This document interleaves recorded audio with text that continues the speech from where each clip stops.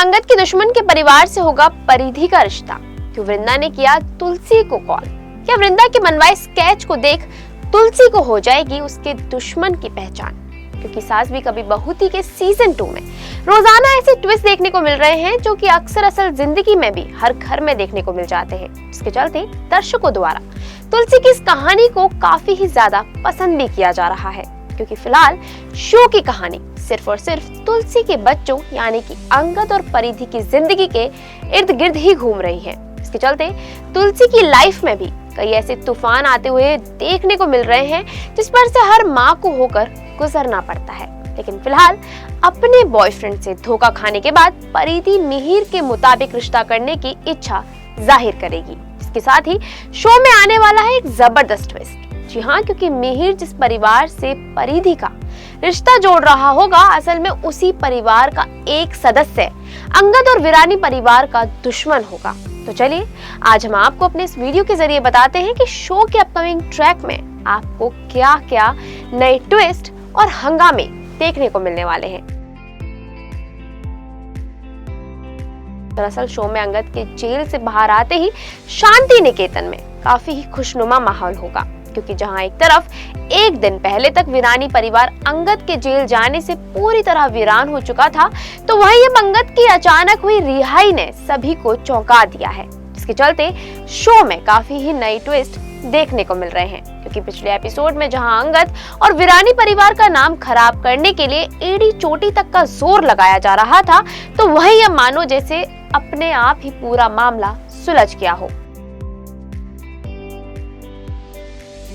लेकिन इतनी आसानी से अंगद का जेल से छूटना कई सवाल पैदा करता है, जैसे कि कौन है जो अंगद और वीरानी को तबाह होते हुए देखना चाहता है, और क्यों अंगद को फंसाने के लिए वृंदा के भाई को पैसे दिए गए।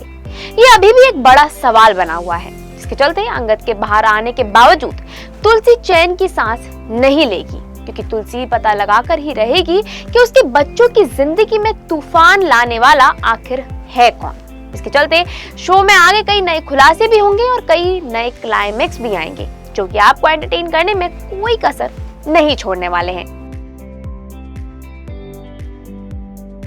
फिलहाल शो के अपकमिंग ट्रैक की बात की जाए तो परिधि को मिले धोखे के बाद उसे अपनी गलती का एहसास हो जाएगा। इसके चलते वो तुलसी और मिहिर से माफी मांगते हुए काफी ही ज्यादा इमोशनल भी हो जाएगी। लेकिन परिधि के लिए इतना काफी नहीं होगा, क्योंकि वो तो मिहिर के आगे उसके दोस्त के बेटे से मिलने की इच्छा जाहिर करेगी।